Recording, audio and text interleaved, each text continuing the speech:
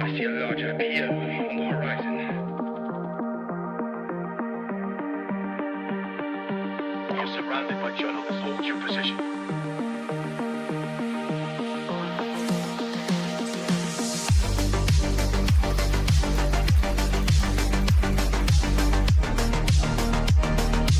Overnight success. The Blazinator 3000.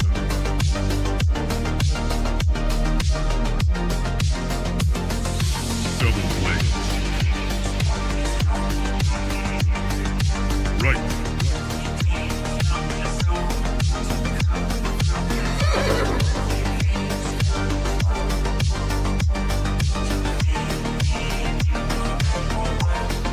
That's misinformation.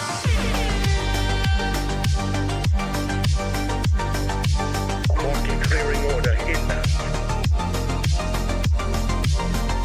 That's just wrong. We are surrounded by journalists. Hold your position. Come, get up.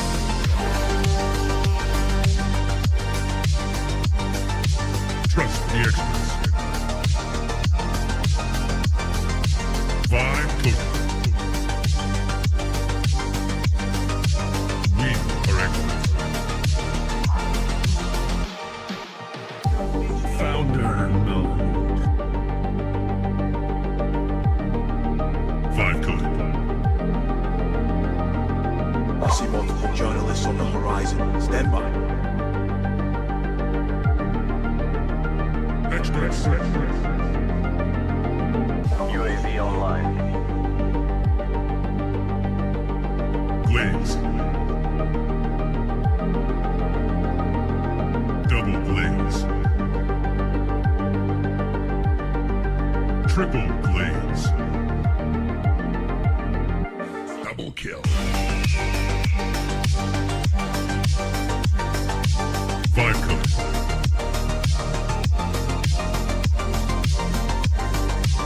Wrong.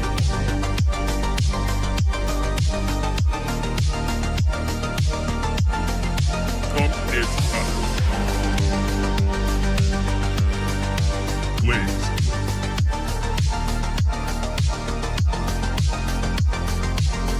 Team deathmatch.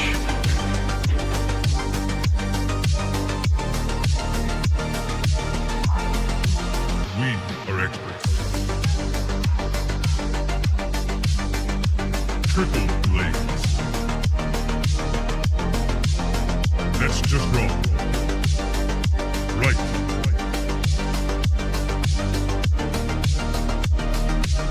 Marking clearing order inbound. Come, get up.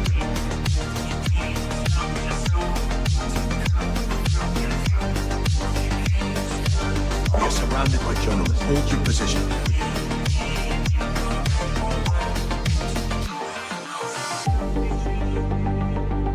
Strike 1. Strike 2.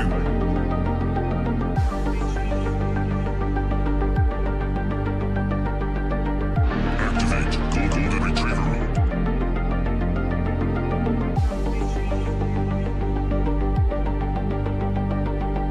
Trust the experts. Marking clearing order inbound. 5 cookies.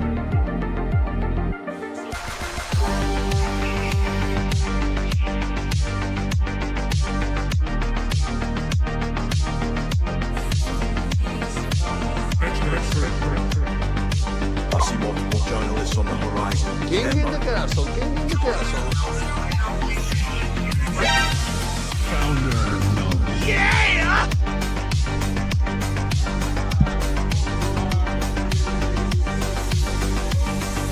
You're watching TBPN. Today is Friday, August 14th, 2026. We are live from the TBPN Ultradome, the Temple of Technology, the Fortress of Finance, the capital Get of capital. outta here. We got That's it's our Ben Macklin's last Zoomer day. intern. Yeah. He's headed back to school. Let me tell you about ramp.com really quick. Time is money. Save both. He's used corporate cards, bill pay, accounting, and a whole lot more, all in one place. We gotta play the "See You Again" goodbye like he passed away. This is the saying goodbye to our intern Ben Macklin. We need an AI video of me and him in sports cars driving along the Pacific Coast Highway, and then we reach a fork in the road, and he goes off to Canada, and Jordy goes to Malibu or something. But every time this song hits, it's a good one. It's a good one. Anyway, we're very, very sad to say goodbye. End of an era, but the story's not over. Weatherman Ben Macklin, one of the greatest to ever do it. The story's not over. Anyway, there are a ton of stories that are not over. We're going to take you through a bunch of them. First is that we received a Renaissance painting in the mail from a company called Gamut. They posted a video. We can play their little clip of how they put this together. Very funny go-to-market strategy. It got our attention. We opened it up. I'm like, what is this huge box that's addressed to us? Turns out it's an AI image of me and Jordy dressed as Renaissance medieval knights or something, banging a gong, got the horse in there, got a bunch of different stuff. I would go Ben Macklin stand-up over this, but it's a close second. It's a close second. Very disrespectful to Ben Macklin's pop-up. He's gone. He's gone. Anyway, can we play the video of the we asked Gamut agents to make Renaissance portraits of 130 startup founders, found the founder, sourced their photos, ordered the paintings, found their offices, mapped the delivery route. Very cool workflow for go-to-market for attention. And funny, they're dressed up in costumes. They're having fun filming this. I feel like we are entering a new era of startup launch video. The vibe reel meta is dead, and this is unique. And the next one we're going to show you is unique too, in my opinion. Now, there are some drawbacks with this. It will lose its luster if everyone in the world receives a Renaissance painting. It'll be a little bit, it'll get stale for Agarwal. I love it. But this is great. I think this is so fun. And this goes back to Sam Blond when he was at, was it Brex, or he was working with Parker Conrad at Zenefits or something like that. He said that he was in the go-to-market role. He was trying to get on the phone with companies and sell them either corporate cards or HR services at the time. I forget which company he was with, but he would send a box of champagne, a bottle of champagne, very nicely. And he said that the return, the uptake on, I'll hop on the phone with Sam Blond. People are saying he invented corporate gifting. Basically, I mean, he's sort of the one that pushed it another notch up. Yeah.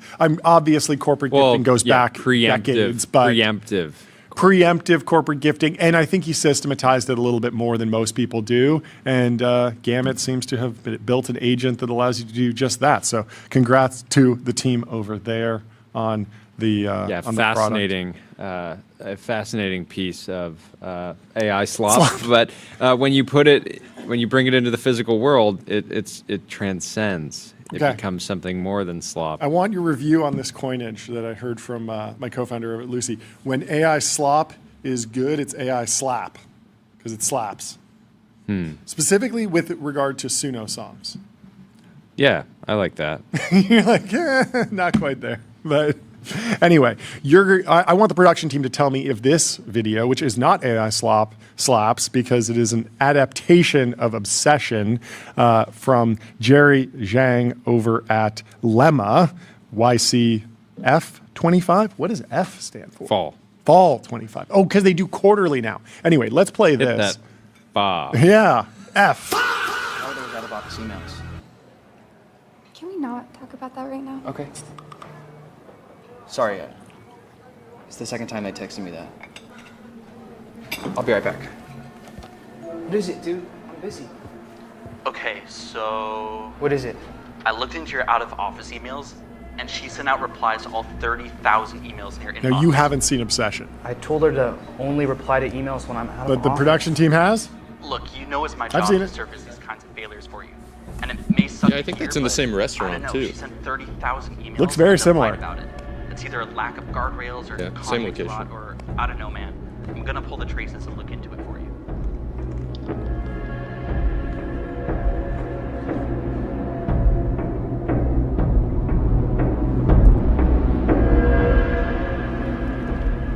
They nailed the production. Like the lighting, cinematography, identical. We have so much. I don't think I could function without your prompts. Calling tools on my behalf. Without any human oversight? Yes, without any human oversight. Nika? Yeah. This is a little slow, so I'm going to tell you about Railway. Railway is the all-in-one send that intelligent out? cloud provider. Use your favorite agent to deploy web app servers, databases, and more, while Railway automatically takes care of scaling, monitoring, and security. It definitely has the pacing of a Hollywood film. Maybe we need to go back to the live reel era. What's the product? It's it basically monitors agents made by other companies. Jerry says See if- agents are taking on real economic work as runs get longer, mistakes become expensive at best, catastrophic at worst. Today, teams find out from user complaints or never. Monitoring tools only catch what you told them to watch for, so you set up the judges. You trace the issues yourself, but agents will always fail in ways you didn't predict. That's why we built Lemma. Lemma understands what your agent is supposed to do, so it surfaces failures you never defined automatically. So Lemma sits there, watches everything that goes on. Oh, there's something that seems really odd because it's basically taking the whole context of everything that's happening in the organization and saying, okay, well, you just sent out 100,000 emails. Like, was that the right thing? You should probably flag this. This seems like an uptake in, like you would see if you start seeing an insane amount of traffic on a specific product detail page on your e-commerce site. It might be that, or a oh, coupon something's, code. or a coupon code. It might be that something's going viral on this particular SKU. Maybe you need to buy more inventory. If in the best case, maybe you're being spammed or scammed in some way. Or maybe you accidentally priced your product at 1 cent instead of $1 and so, or $100. So people are buying it. And you need to fix that. This will do that across the entire organization in theory. Production team, what do you think about the Obsession knockoff as startup launch video? I thought it was pretty good. Rave review. Looks like the movie. Mike disagreed, maybe. Oh, Mike Whoa. disagreed. Shots Is that the other fired. side, Mike? Wrong lens. What do we got? I don't know. Take Mike? some shot. He said colors off. Oh, the color's off. Okay. Well, the experts have weighed in. So, anyway. I mean, I can see a new meta. meta of startups just recreating iconic movie scenes Yeah. to promote their products. Yeah. But I don't know. Like was if that you're was growing, that the founder? like if you're growing human tissue, you recreate Michael Bay's The Island to show, just recreate the dystopian scenario that you're creating. No, and then be like, it's exactly like that. no, there is something to that where Obsession is a horror film. It's very scary, and so the enemy of the product is shown. Like the lemma is the guy on the phone. In Obsession, basically, there's this curse, and the woman becomes obsessed with the man, and the guy's friend calls him and says, like, hey, your girlfriend is acting very, very weird. Something's going on. You need to break up with her. You need to rethink this. And so Lemma is the friend in this scenario, but it is a horror shot after all, so it does leave And the woman you- is the agent. the woman is the Going off the agent. rails. Yeah, the agent that has gone off the rails. And so there is a little bit of like you leave with the feeling of a horror film, which is so just on a generic brand experience side, I'm like, ugh. But that's kind of the emotion that they wanted to deliver, right? Was like, imagine agent an agent sending- doing something really bad in your organization. So not an unreasonable scenario. Anyway, there's debate between Corgi and Shiel Monat on the Corgi becoming an issuer of the ETF business. Shiel says, while that Corgi, the insurer, is in the ETF business, ETFs are mostly distribution plus branding. So if you can manufacture them cheaply, I get launching a ton and seeing what sticks, and they really are spraying. Here are some of them. Coffee energy drinks, ETF, New York City companies ETF, beauty ETF, BNPL ETF. They have a gambling ETF, a surveillance ETF, a U.S. war machine ETF, and lifestyle brands. They combine for $25,000 in gross fees, but they have a hit semiconductor photonics. It's $506 million of the $914 million Corgi AUM and generates $1.8 million a year in gross fees. That feels like really big scaling very quickly for a company that's as young as Corgi. So it seems like the product is working at this point. I don't know. People were going back and forth on like, is this a pivot? We thought they were an insurance company. Now they're in an ETF company. But I don't know. Did you dig into any more of this story? Because Nico from Corgi did fire back. Nico fires back. What did he say? He says, you should never work with VCs who devote their time to dunking on startups on X. Taking money from Shields Fund is a hugely negative symbol for the startups who do that for this reason. He is bad for the ecosystem, and this behavior is a pattern of his. Wait, was Shield dunking? It felt like he was saying just... I don't think he was dunking. Of course. I mean, I think that Shield has probably posted he just said about this stupid Corgi. fund is one of the most lucrative for Corgi. Okay, yeah. I think Shield has probably made other comments about Corgi historically, and so shots fired. Yeah. Well, I think Shield is just genuinely very curious. Yeah. And Nico, I don't think likes the attention. Yeah, the critique. So Shield said, I'm not sure why you are so defensive. I literally said the same thing as you. In my opinion, launching a bunch of ETFs cheaply and seeing what sticks is a reasonable strategy if your costs are near zero. And Nico says, no, it's a pattern of behavior. And rather than your own statements, you try to hide behind being imprecise or vague with your language, selectively pointing out a bunch of new ETFs without traction yet and pointing out FDRX, lower AUM, while ignoring our unleveraged version, FDRS, which has 90 million of AUM, shows this is another dishonest, selectively vague post against us, like your previous comments regarding our underwriting. So they're going back and forth, and there's a whole... timeline's been in turmoil over Corgi for a while. They do the cafes, they get a lot of attention, but in general, it does seem like they've broken through, and it feels like there is a real product, and insurance is a product that can actually grow, and it's much less... Yeah, and insurance and ETFs are pretty much all come down to marketing and distribution. Yeah. And so, but very feel like very different businesses to be in, and so I wonder what the thinking is. I mean, for most business insurance, you can get in trouble if you are if you have a lot of correlation across the portfolio of insurance policies and you're loaning to an industry that will face like a secular downtrend at the same time, like mortgage reinsurance, for example, was the big example during the financial crisis. But if you're writing a directors and officers insurance to a startup, it's hard to imagine a situation where there's a massive drawdown across the entire portfolio all simultaneously, at least in my mind. But I don't know. Because it's not like they're insuring against like startup, like the market weakening and startups going bankrupt. Like if a startup goes bankrupt, they do stop paying their premiums, obviously. But it's not like there's a like an insurance broker has to pay out a settlement. That's a different thing. It would be the difference would be if you're doing like a ton of cybersecurity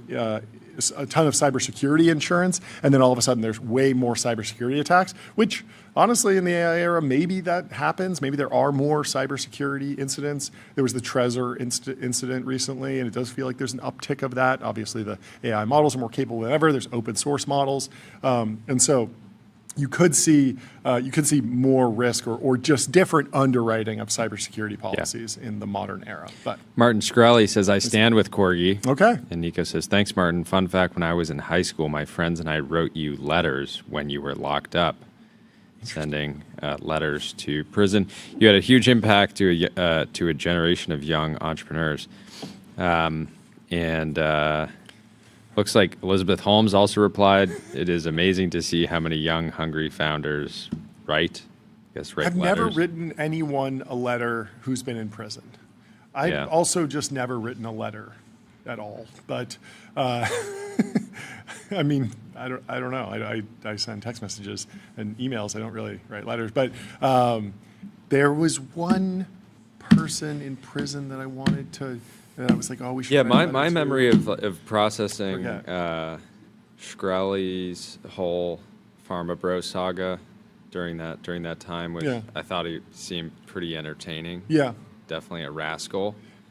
But and the actual like underlying elements of the case were sort of outside of the tech world because it was like a hedge fund issue and an accounting issue. I was interested in getting to the bottom of the Elizabeth Holmes story. but mostly mechanically. Like, how can you post on Twitter while you're in prison? That feels like the first right that they would take away.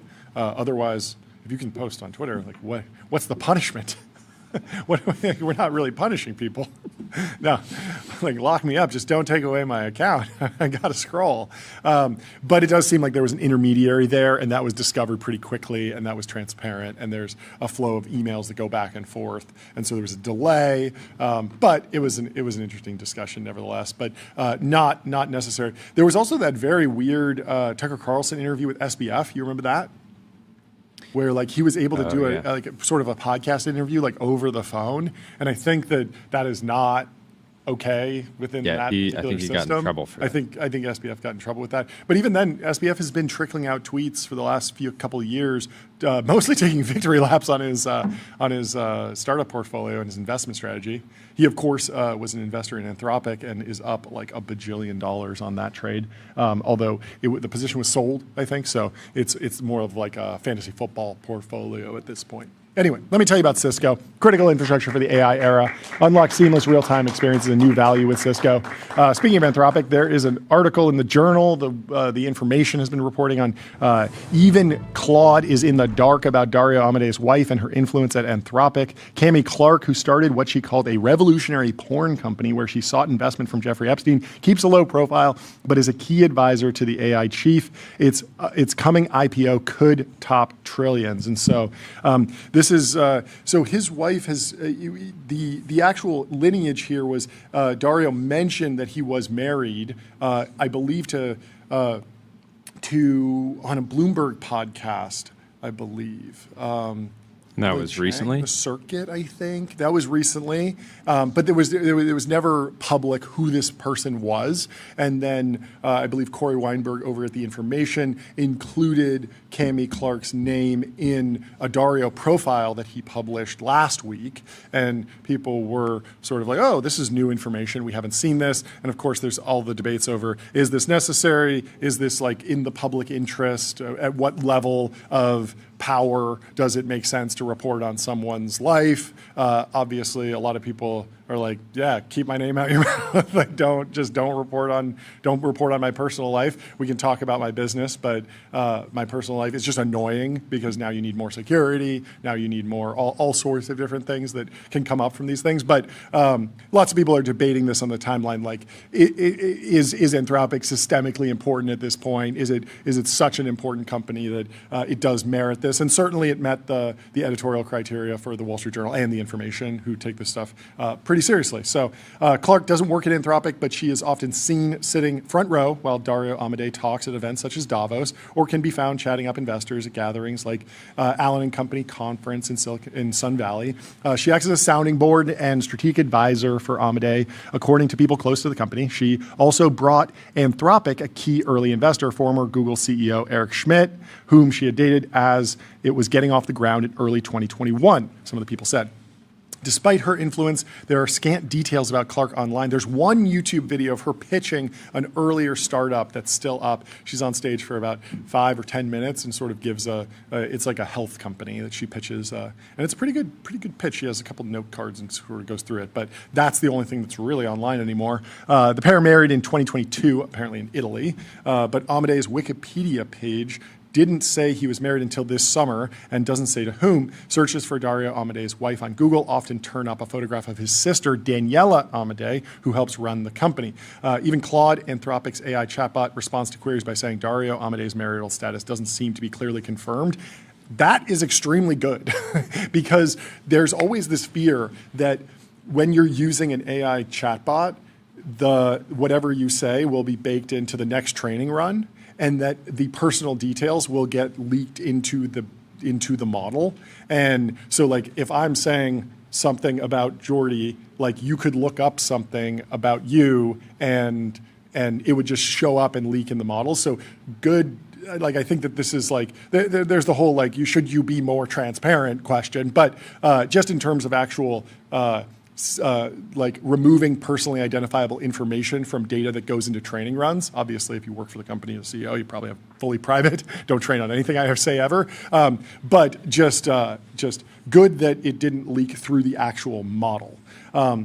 So, the Wall Street Journal writes, as Anthropic hurdles towards an IPO that could top $2 trillion as soon as this fall, Clark is one of the most influential voices shaping the decisions of the CEO at the forefront of the AI industry, a revolution remaking all aspects of work and life that simultaneously thrills and terrifies most of the public.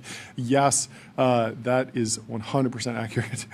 It's a remarkable rise for a woman who didn't graduate from college, had a previous brief marriage at age 20 to a man more than 40 years older, and once declared bankruptcy. Her career included co-founding a women-focused, quote, free luxury porn company that she unsuccessfully tried to persuade convicted sex offender Jeffrey Epstein to invest in, and started a, quote, women's social dieting app that morphed into a women's healthcare AI company. That was the video that I saw on YouTube.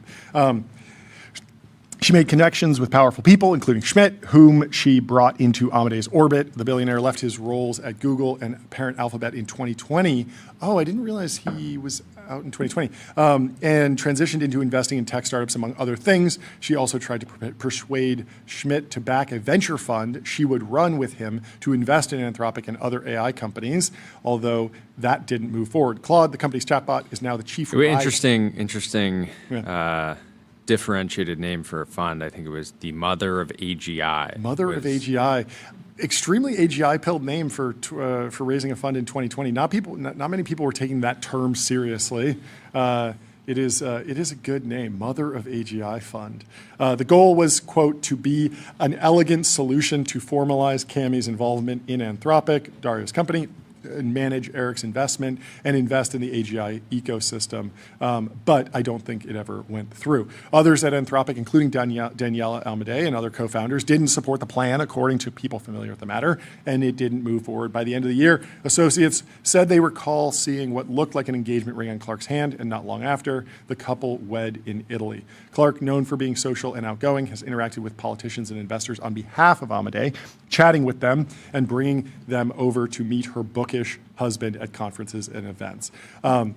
There's also some interesting details in here about her relationship with Ivanka Trump at the Sun Valley conference in July, where she spent much of the week by her husband's side. She had lunch with Ivanka Trump, a friend, and chatted with Jared Kushner, whom Amade had approached earlier in the year to invest. People familiar with the matter said. So a little bit of more nuance around the relationship between Anthropic and the administration. Obviously, the Department of War dust-up was a big drama cycle earlier this year. There's already communication between the two, or the two entities, to sort of, maybe smooth things over. The interesting post that this made me think of, this whole conversation, was from Patrick Collison back in March 11th. And I don't remember what was going on March 11th, but I imagine it was some OpenAI drama. But he said, there's a lot of unevenness in how much attention internal drama and palace intrigue gets across different organizations. And we were joking that it was like, why is no one writing hit pieces about Stripe?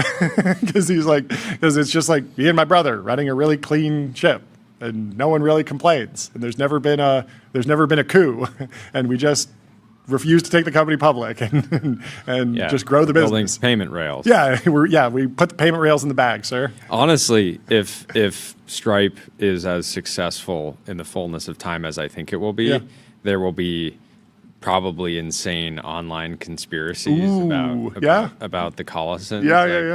Who are these two brothers? Yeah, sort of a Hibernian conspiracy. They're Irish. Barack Obama, part Irish, right? Goes pretty deep. Wow. Yeah. Deeper than I thought. Yeah. That's when the company got started. Is that a coincidence? Who knows? Dig in. Patrick Collison went on to say, as far as I can tell, this is substantially a matter of path dependency. We know the characters in the sitcom of certain organizations, but not at others. And this creates self-reinforcing lock-in effects. How much does one hear about the power struggles at Chevron or the Department of Agriculture? I would love to read about the power struggles at Chevron or the Department of Agriculture. We need a banned PDF or a tell-all book. The next Sebastian Malabai or something. I don't know, or maybe I don't know who else can tell a great business story. Maybe we'll have to dig into it. There is even significant heterogeneity between ostensibly similar companies within sectors. And so I took this at the time and sort of wrote a piece about this, calling it like tall poppy syndrome coming to America, just this idea that the intention of the public is intensely focused on like the hottest company at the time, and then all the arrows get directed at that. And I think that's something that's happening at this point. I said at the time, years ago, I was talking to an American venture capitalist about New Zealand and asked him about the startup community there. The country is beautiful, highly developed, democratic. It consistently ranks among the world's most stable, wealthy, well-governed societies, certainly worth visiting, but could New Zealand produce a power law company one day? Like, are we going to hear, like we've seen with Spotify, and there's been a number of other companies, certainly in China, they have a number of decacorns and centicorns over there, huge companies. Will we ever see one out of New Zealand? It seems to have the recipe. And he said his assessment distilled down to something along the lines of, they are suffering from a bad case of tall poppy syndrome. Put simply, individuals who achieve visible success are criticized, attacked, or socially cut down because they stand above the others. The metaphor should be obvious, but when you cut the tallest flowers in the field, the surface appears even. Anthropologists even call this leveling behavior in hunter-gatherer societies. Good hunters might be mocked, discouraged from bragging. Sharing would be encouraged to prevent resource concentration. There's nothing all that bad about a preference for humility. America has long been suspicious of Lamborghini-driving, self-promotional Instagram course hustlers, and for good reason. They're usually selling overpriced junk food. But the strong form of tall poppy syndrome leads to slower startup formation, fewer truly scaled companies, and ultimately a talent exodus or brain drain. America has never had this problem, and I don't think we're particularly close to developing a crippling case of tall poppy syndrome anytime soon, but it's worth understanding how these leveling behaviors shape the narrative in tech, and I think that's a little bit of what's happening right now. Will this affect the IPO? Will this affect the stock price? Like, probably not, but John Stokes was sort of laying out why he thinks this piece was worth, writing. He says, counterpoint, it's vital and overdue. Anthropic itself laid out the stakes very publicly as follows, quote, our product is a god, and this is not an actual quote, but I guess this is like the vibe that he in particular picked up on. A pretty effective summary. He says our product's talking about Anthropic is a godlike intelligence that will rule over you. See how our staff endows it with morality. We even deigned to consult the Pope.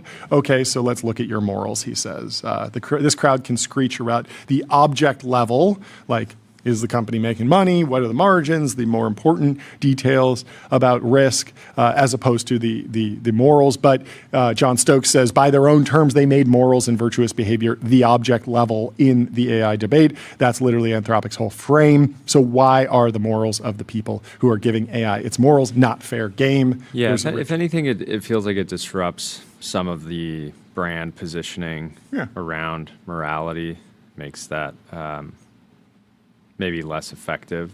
Yeah.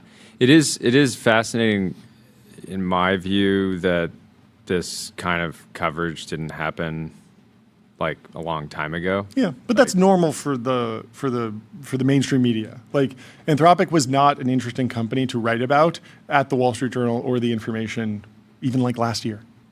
It was like it was a great company. but even like the images that are in the Wall Street Journal piece are from February, right, where they're together, and you would think that somebody would have asked, who's this person that Dario's holding hands with, and then tried to get a little information, and the internet was mostly scrubbed, but you could just look up her name in the Epstein files, public federal database.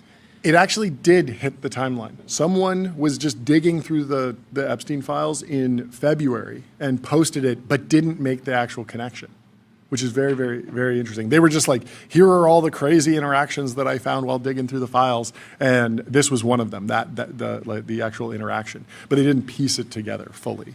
It obviously, the context of being in the journal is a very, very different thing. Yeah. Anyway. Anyways, probably overall, mostly just bad for the AI industry overall. Yeah.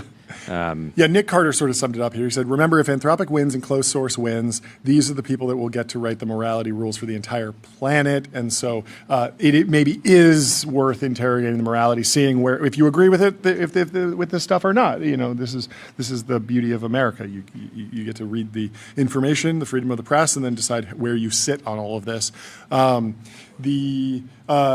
In terms of how bad this is for the AI industry, it still feels like it ranks below data centers and below like ripping up old books. I don't think this will get that much traction online, but I don't know.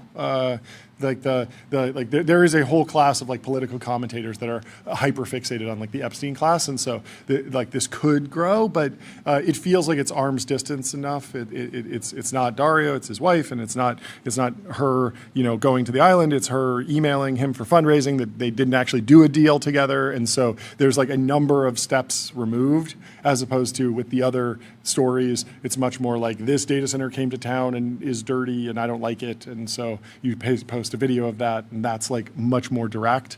So of the pushback, this feels like it will rank lower, but I don't know. We'll see where this goes. Obviously, it's tearing through tech today, but we'll see if this is something that has long-term impact on the industry or anything like that. Anyway. Let's move on to something else. Public.com, investing for those that take it seriously. Stocks, options, bonds, crypto, treasuries, and more with great customer service. And there's a story that I didn't even remember to put in the timeline, but it is related to trading stocks publicly. South Korea is ordering new investors to take classes. Did you see this? Whoa. Okay, so South Korean... Time to study the blade. Literally. This is a cultural pastime. This is crazy. You're going to learn how to use leverage. Yes, basically. So South Korean retail investors must now complete a week-long course before they can start trading in single stock funds as regulators tighten restrictions on products blamed for exacerbating wild swings in one of the world's most volatile stock markets. So the move follows an extraordinary boom and subsequent correction in South Korean equities. The Kospi rose 76% in 2025 and then doubled again this year, peaking at more than 9,300 points in June. Retail investors poured a net $70 billion into the market. And remember, South Korea is not nearly as big as America. And so they were all YOLOing effectively into the AI-driven rally, like chip makers, SK Hynix, and Samsung Electronics. The rise coincided with government efforts to boost the market. Single stock leveraged ETFs in the two companies were introduced in late May, allowing investors to magnify bets on Korea's semiconductor champions. Then, at a press conference on June 8th, President Lee Jae-myung said that the market was still, quote, somewhat undervalued despite having hit about 8,000 points. So you have the president of the country being like, we got room to run. Now is a generational buying opportunity. I wonder if he'll also get into selling early access to his comments on the market. Maybe. That's just the new meta. A lot of people have been sort of disgusted and disappointed by that kind of behavior over here. Yeah. But maybe it's just the new normal. So the rally unraveled in July with the Kospi falling 22% for its worst month since the global financial crisis. The finance ministry announced measures to limit access to leveraged ETFs. Many retail investors have suffered significant losses in single stock leveraged ETF craze, and their perception of those products has changed. Investors bought Samsung and SK Hynix leveraged ETFs in late May and held them until mid-July. They lost about half their money. New investors in single stock leveraged ETFs must now complete at least 1 hour of simulated trading a day for 5 days. So it's not a 40-hour course. It's 1 hour a day of simulated leveraged trading for 5 days straight. Then you will be allowed to trade on these platforms. So they also have mandatory military service. So now they have mandatory day trading. mandatory everything. At the end, they go, that wasn't a simulation. You were trading the real market? Yeah, it's Ender's Game in Korea. You just secured a generational bag. That was real money you were trading. I wonder. It'll be very interesting to look at the data from what the traders do in simulation versus reality. Like, do they take more risk because they know it's play money? Are they actually I'll just tell learning? You this, when I'm in a racing simulator, I do drive a bit different than when I'm actually on the track. Okay. Okay, we'll see. Presumably this would teach the wrong instincts, right? Because if you have to sit there 5 days in a row for an hour. Obviously they're trying to show people that if you are trading with leverage, you just lose a lot of money often. You're just going to get wiped out. So you're like, okay, I got wiped out on day 3. Yeah. Now I'm not going to get wiped out when I go into the real market. Wouldn't you want to instill you should just buy and hold, right? But if you just sit there an hour every day, you're not just gonna press buy and then sit there. Yeah, it's gonna teach you you're gonna be doing 0-day options for sure. Yeah. You're gonna be going crazy. So, a quote from a Seoul resident who it lost is funny money. to think about if you were, let's say, if as a team we were forced into a week-long day trading course. You know that we would probably have some side bets on who could run it up. For sure. As high as possible in simulated trading. And so Weren't we probably do that? We were really close to actually doing that and having that be a show segment between the retail corner. The retail corner. He was having some wild swings. But a Seoul resident in South Korea who lost money said this. He said, "It does feel a bit like closing the barn door after the horse has bolted, though it's better than doing nothing." Saying I already lost it all. I don't need a course. Is that a real quote? This is a real quote. That feels very borrowed from the American South. Yeah, it's great. It does feel like closing the barn door after the horse has bolted. I like this. We got to take a trip to South Korea. However, there are signs that tighter market regulation is cooling the market. Daily turnover in single stock leveraged ETFs on July 30th fell from 12 trillion to just 70 billion. So that's a huge drop off, 90% down on the actual trading volume. And for Yoon, the South Korean resident who lost money, it has done little to restore faith in policymakers. Investors like us have grown increasingly resentful. Trust in the government has been severely shattered. He was counting on the government to stop him from going too crazy in the financial markets, and they did not. And he's upset about it. He's not happy. So interesting development. We'll see where it goes. Let me tell you about Console.com. Console builds AI agents that automate 70% of IT, HR, and finance support, giving employees instant resolution to access requests and password resets. John, Jordy. It's time to talk about Car Week. Okay, let's do Car Week. But first, before we talk about Car Week, we're going to talk about Tesla Near's unveiling of radical new flying Roadster. So if you remember, probably around 6 months ago, whenever Elon did his last appearance on Joe Rogan, he was alluding to the idea that the Roadster might be able to get a little bit of airtime. Yeah. Anybody that is done driving in the backcountry knows that all cars can get airtime. But I don't think that's what he was alluding to. I think he was alluding to some set of features that allow it to fly. Yeah. And I don't know what flying is. Yep. Right? Is flying an inch off the ground? If you're moving it at 100 miles an hour, maybe. Maybe. So there is a Chinese car that can jump over a pothole, extremely relevant for Los Angeles. We got to get this car here to change all the tariff rules. But some sort of, I think it's a BYD, can actually change the suspension so aggressively that it can jump while traveling. And we said, okay, the gauntlet has thrown down. Jumping is not enough to go viral. Jumping will not satisfy the criteria of, flying. So it has to be able to, probably go more than 6 inches off the ground, maybe a full foot off the ground. It has to be able to stay off the ground for, I don't know, a few seconds, 10 seconds. My speculation was that it would be able to use the thrusters to lift off the ground and parallel park directly in. That was my prediction for something that would satisfy flying without actually being just, oh, you can just fly it from Malibu to LA. Yeah. Right? Like I think that that's probably not in the cards, but I think that it has to have a crazy demo.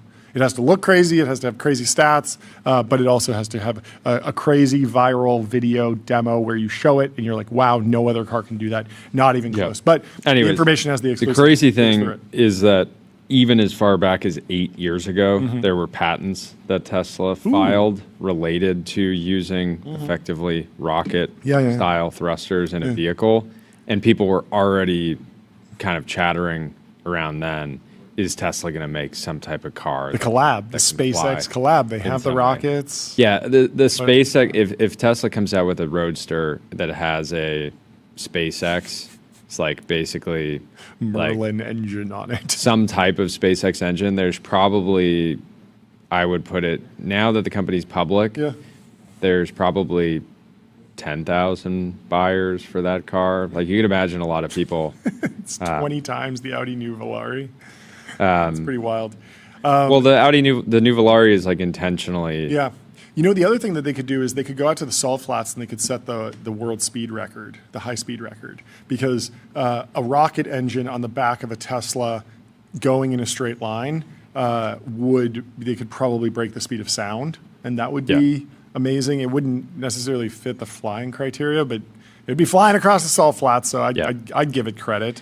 But it needs a crazy twist, I think. Between Elon's promises, this is Grace K in the information this morning. Between Elon's promises of super nimble robots and interstellar colonization, the billionaire has spent plenty of time over the last decade hyping up another ambitious effort, the next version of the Roadster, the sporty electric vehicle that first put Tesla on the map. At first, he said he wanted the vehicle to be the fastest production car in the world. Then he said he wanted it to be crazier than every fictional James Bond car combined, and he wanted the car to be able to fly. Don't the James Bond cars have guns and missiles on them? Yes, they do. Ejector seats. I mean, I guess you could get in order to buy the Tesla, you have to have an FFL. You have to have a firearms dealer license. A dealer license. Dealer license. Okay, so it's basically a gun store on wheels. Exactly. Because that would be very American. That would be very Texas. You can't get automatic weapons. You can't get silencers. All these things are heavily restricted. But if you go through the process to become a gun store, you can get a lot more crazy stuff. So maybe that's just the process. Musk's directive sent Tesla designers down a rabbit hole that lasted years, delaying the car's release. The company first showed a prototype design of the vehicle and began accepting reservations for it in 2017. Since then, it has chucked that design completely and come up with a new one, which hasn't been publicly revealed. That could change soon. Tesla is currently planning an unveiling of the new design, which could happen as early as this month. I was trying to figure out, is there any world that they do something at Car Week happening right now? Where are we on Tesla? Feels very, very unlikely. It feels like much more like Elon to do his own event and not compete for attention. That event will include an elaborate stunt showing off the flying capabilities of a limited edition version of the Roadster, the result of a collaboration between Tesla and SpaceX. The demonstration is expected to take place at SpaceX's testing site in McGregor, Texas. As recently as a few months ago, Tesla's plans for the demonstration were like something out of a science fiction movie. They involved showing the vehicle racing onto a magnetized roller coaster-like ramp and driving upside down before righting itself and hovering in the air, 3 people said. Previously, Musk has said the vehicle's ability to fly would come from cold gas thrusters developed with SpaceX. Cool. Still, there's uncertainty about what Tesla will actually show at the event. Did you hear that, John? I'm going to read it back. Tell me. A magnetized roller coaster-like ramp driving upside down before righting itself and hovering in the air. Sorry, I need you to read that for a third time. They're making a Hot Wheels style roller coaster loop for and the this car. Is what leaked? This is crazy. I love it though. I absolutely love it. I love it. This is awesome. This is amazing. What is Mag? Okay. Musk told some Tesla staffers in recent weeks that the demonstration will be difficult to pull off and could go awry, but it will be entertaining regardless. It's such a. It couldn't be learned whether Tesla will show the event live or share recorded footage. All spectators at the event will be stationed several hundred yards away from the vehicle because of potential damage demolition to their derby. eardrums. Whoa. Cold gas thrusters generate high-pressure gas that can create significant noise and vibrations, according to Jay Kim, a professor of aerodynamics at the University of Southampton. As a result, the car will be remotely operated without anyone inside the vehicle. Okay, this feels like we're getting farther and farther away from a production car. It's just a rocket. It's just a rocket. Hundreds of yards away, remotely operated, might go terribly. Can you imagine getting... He's just reinventing rockets. Honey, would you mind running out and grabbing a gallon of milk? Let me start the cold gas thrusters. Boom, all the windows break in your neighborhood. Let me pull out the car. Oh, that would be very, very funny. Is that the end of that story? That's all, folks. Let me tell you about Codex. Codex is a powerful workspace for getting work done with AI agents. Whether you're writing code, analyzing data, creating content, or automating business workflows, Codex helps you move projects forward from start to finish. Back to the story, Tesla could use some reinvigoration at the moment. Its stock has lost nearly a quarter of its value this year. Oh, maybe, we've had this, you've had this theory for like over a year now that if Tesla and SpaceX are going to merge, Elon owns a lot more of SpaceX, so you would want Tesla to be at a lower valuation. Maybe this feels is all like a pump, though. This feels like this. No, but if it's a spectacular explosion, then maybe the stock drops, and the next day he goes, okay, time to buy. So wait, do the original reservations still get you to the front of the line of this thing? They better. Because I've been so close to putting down a reservation multiple times, being like, I think you should. I think you should. It's going to be a decade, but when it comes, it's going to be so hilarious and unique. I'd be like, is it legal to drive in the United States? No. Do I need to contact the FAA before I turn it on? Yes. But is it a 1 of 10,000? Well, so you can still register for a Roadster. Okay. You have to put 45,000 down. Yeah. It was like $200 originally. Actually, no. It's 50K, 5K, 50K immediately, and then you got to send a wire. The same amount of money you can come and book a plug for a plug walk, right? Roughly. I think so. That's the number. Well, in other car news, Porsche heard you loud and clear. They're bringing back the manual for the Carrera S. The 911 Carrera S is back with a manual. It's North America exclusive MT package for 2027. 6 gears, 473 horsepower. That's pretty. That's a little bit higher than some of the models. Not bad. And loads of features. All the details are over at motor1.com. Jason Fried's very happy to hear this. What do you think, Jordy? What's the review? I like it. My first sports car, a manual 911. Manual 911. Here it is back. Makes a lot of sense. They're listening. They're listening to they're talking to their customers. Coupe is 170K. Yeah, they really are. And it's odd because I feel like the Porsche brand is strong. I feel like they've had some misadventures in the EV market, but in general, like the actual results of the new Cayenne EV Turbo S are insane. I think 0 to 60 in like plaid territory, like 2 seconds. Yeah, if it had self-driving anywhere near Tesla, maybe that's it would be way more popular. Maybe that's it, because we've seen that like the financials of the company are beaten up, but the brand still is very solid. They haven't had their like Luce moment where everyone's like, oh, this one looks bad. They haven't had a backlash to the core visual brand, which I think is so important for longevity in this category, and so. I think this will be successful. And people have been asking for this. The 911 ST sold very well. I think it's over $1 million a car now. And I still don't fully understand how all the different manual options fit together across the portfolio. The ST seems like very exclusive, but I can't off the top of my head. Well, then you have the Sport Classic, you have the R. There's a few manual options, which I think is good. But when the ST came out, it was sort of branded as like the only way to get the full-throated Porsche experience in a manual, and so that's why there's also the T, which is manual. So they've been offering a variety of ways to get into a manual. Yeah. Transmission 911. Ferrari is also out with they the do? Ferrari CZ26, Okay. a temporary reinterpretation of the high-performance Berlinetta concept through a pure and highly technical formal language. It's a special projects car.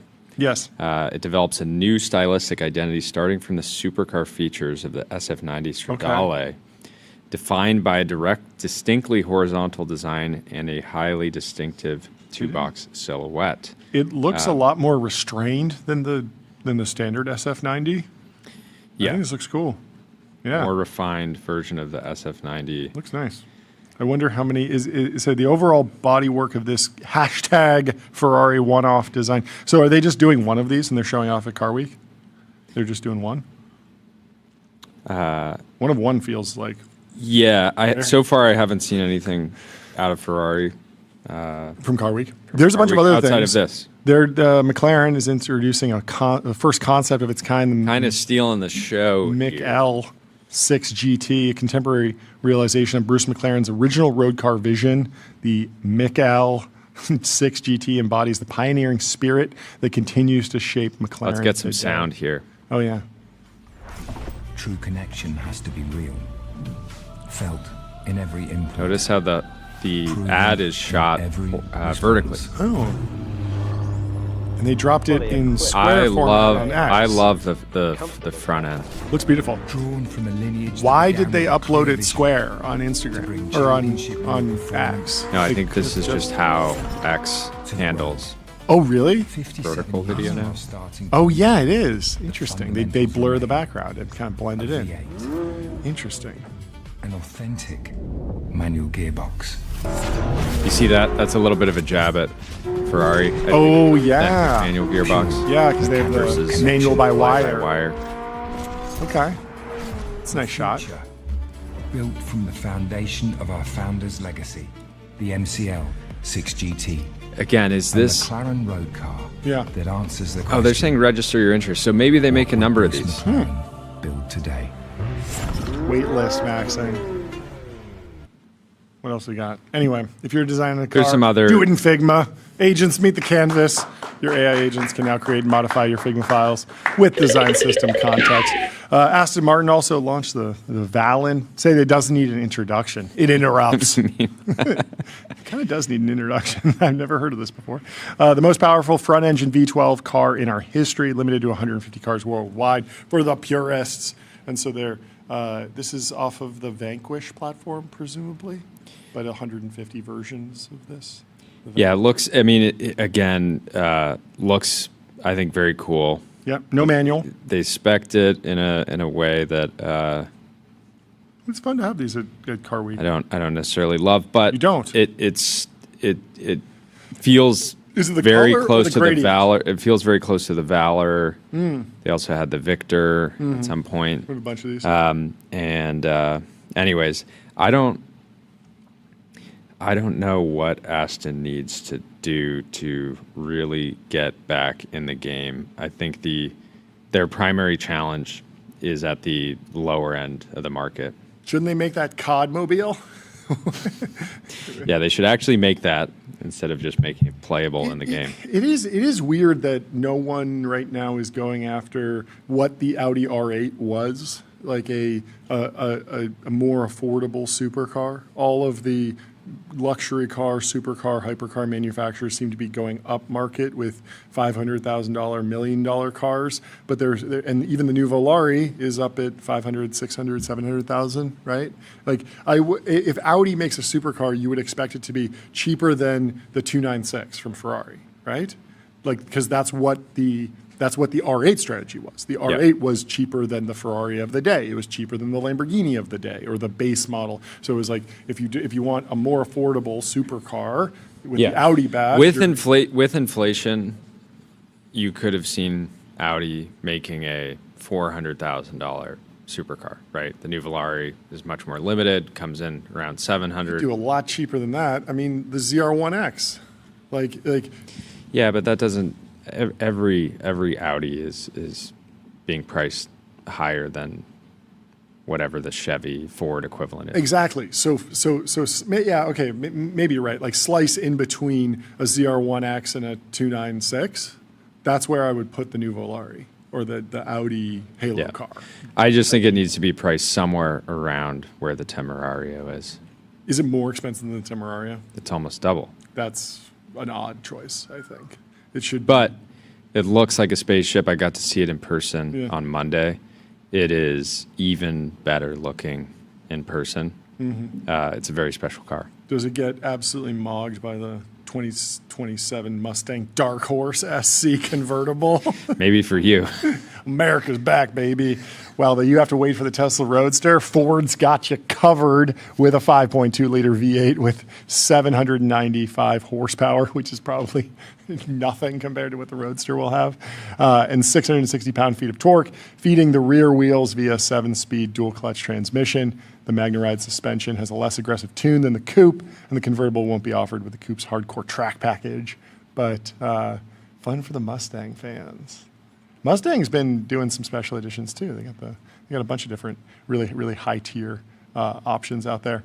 Cadillac introduced the V1 concept. Let's go. Ben says still looks like a vacation rental. Yeah, pick one of these up. It hurts. Cadillac revealed the V1 concept. It's a limited production model based on the LMDH race car. It's powered by a 5.5-liter DOHC V8, an electric motor, good for 830 combined horsepower. Looks like a full-on race car. Cadillac's done this before with the CN, their hypercar prototype that they never released. Would be very cool to see them make a road-going version of this, like the Valkyrie, but feels like a big stretch for the brand and the company, right? I would be surprised if we see this make the rounds, but people are excited about it. I mean, the ZR1X was a big moment for the American car makers in the supercar market, and so there's a chance this comes out. We'll see. In other news, let me tell you about Shopify. Shopify is the commerce platform that grows with your business and lets you sell in seconds online, in store, on mobile, on social, on marketplaces, and now with AI agents. Did you know, Jordy? It's now cheaper to buy a private island than a house in Palo Alto. Finally. This is crazy. We've been waiting for these lines to cross. Yeah, no, it's actually cheaper to buy a private island than a house in Palo Alto. Earlier this week, Chris Backey highlighted a real estate listing for a 5-bedroom, 5-bathroom, 5,000 square foot home in Palo Alto, asking $16.5 million. We got to pull up a picture of this thing because it doesn't look like a $16 million house. And I think that's why this image from Chris Backey went so viral, because it specifically looks just like a normal house that might be $1 million or $3 million. But in fact, can you share it in the chat? Where is it? Let me see if I can pull this up. Did we not get this? Let me put this up. Here we go. Boom. Or here. Here it is. There we go. And so, I mean, 5,500 square feet, that's a lot. And Palo Alto is obviously on an absolute tear on the back of the AI boom. But $16.5 million is a lot of money. And you can get a private island for this shape. Yeah, it just looks like one normal house, please, to me, right? One starter home, please. Yeah, exactly. Even though it's very clear that there's a lot of stuff going on in the back, obviously from the front, the silhouette doesn't look like a 5,000 square foot house, but clearly that extends, and there's probably lots of land back there and all sorts of things. But when you're bidding against Mark Zuckerberg, you got to pay a pretty penny. Bay Area real estate has been expensive for a long time. It's like a quarter acre too. Bay Area real estate has been expensive for a long time, but prices at the very top of the market have become especially eye-popping. One factor is the enormous amount of new wealth being created by the AI boom as employees at companies like OpenAI and Anthropic turn startup equity into fortunes and pour some of that money into local real estate. The result is an absurd new benchmark for Silicon Valley housing prices. Ben is on its hair today. He says, wow, there's a patio. No pool, but there's no patio. Pool? For $16 million, no pool. On a quarter acre. That's crazy. I wonder where this one will land. No garage either. Wait, no garage. At this price, it's like you could actually be driving like a hypercar for like 10% of the house price. You know, like if you live in a $1.6 million house and you drove a $50,000 car, no one would be like, oh wow, that's so crazy, right? But if you live in a $16 million house and you drive a $500,000 car, people be like, okay, that kind of matches. Except you pull up to this thing in a Revuelto or something, an SF90, and people are like, what? You don't even have a garage to park it in. Anyway, the result is an absurd new benchmark for Silicon Valley housing prices. There are actual private islands around the world that cost less than a house in Palo Alto. In June, a 4.5-acre private island on North Carolina's Lake Norman sold for $12.5 million. Hey. You can pull this one up. The agent on the listing says it has a unique feature, a glass encased staircase. Okay. You don't see that much in a modern McMansion. Which are you going with? The Palo Alto home or this John private island? Says, Chad is saying 16 mil, turned it down, had to live there for this decade. The payment calculator, look, if you put 20% down, you're only spending $105,000 a month. It's so much money.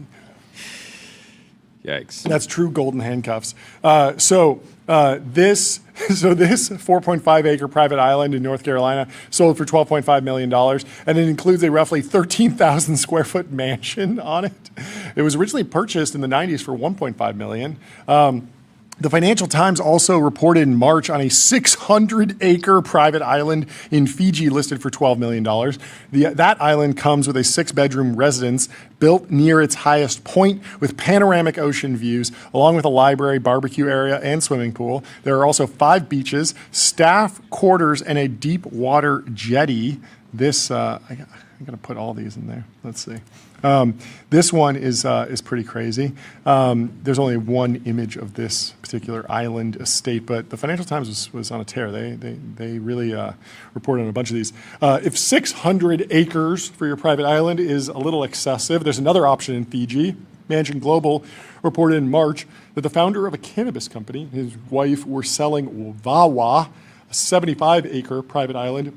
That is so many acres. Even 75 acres is so much. For $15 million, still $1.5 million less than the Palo Alto house.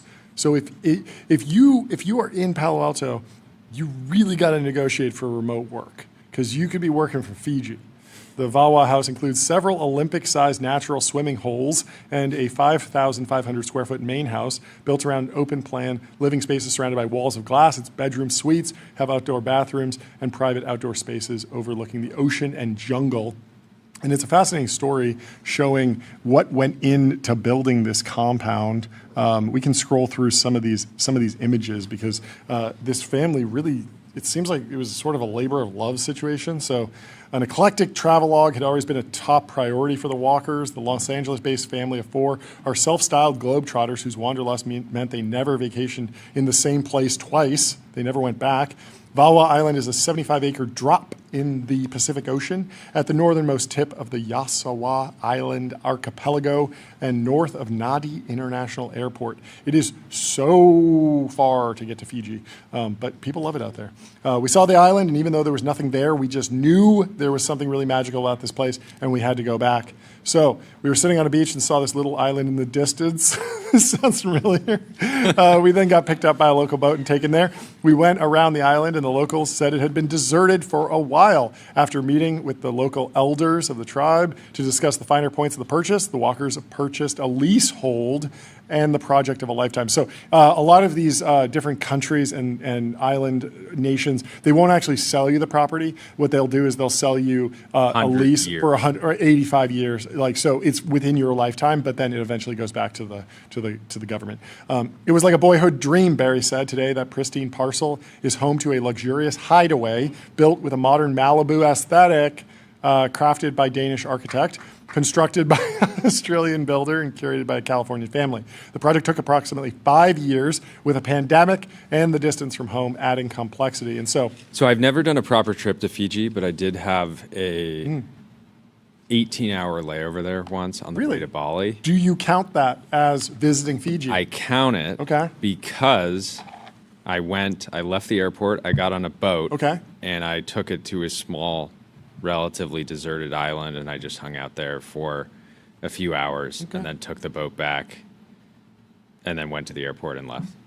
I don't think I have very nice on here. Yeah. Anyway, Tyler, you figured out the optimal route.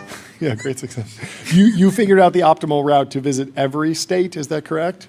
Yeah. So basically, the idea, the rules we said is if you land in like a grassy area and you step out, that counts as visiting the state. Yes. So basically, the optimal strategy, if you want to hit every state, is you basically land at the intersections of states. Okay. So you only need to land 21 times to hit all 50, right? Whoa. So in the lower 48, it's only 19 times. Okay. But you can hit these kind of like tri-point areas, right? You can think of, there's kind of the quadrant in the southwest. You can hit 4 states at once. Yeah.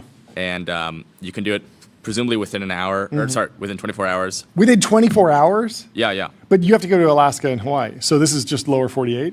No, this is all 24. You can, all 50, sorry. But you would need a plane that can fly at the speed of sound, but also land, or like near the speed of sound. Like you can't do it in like a Cessna.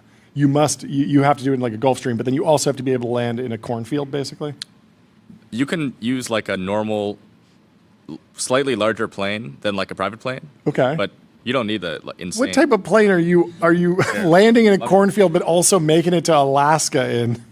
Tyler, would you be willing to attempt this route with your current plan? Because now it just feels you're like not instilling a lot of confidence, buddy. Yeah, Trey says the Pilatus PC-12 has you covered. Pilatus PC-12 is not probably fast enough to actually break a record, but the PC-24 is sort of the cousin of the PC-12. That is an actual jet that will let you land on dirt runways, and so I think that the PC-24. PC-24 is what I had as well. Pilatus PC-24. But you said big. It's not even. It's like a relatively modest plane. You can't even cross the Atlantic with it. You were saying it was a bigger plane. Well, relatively. Pure sloth.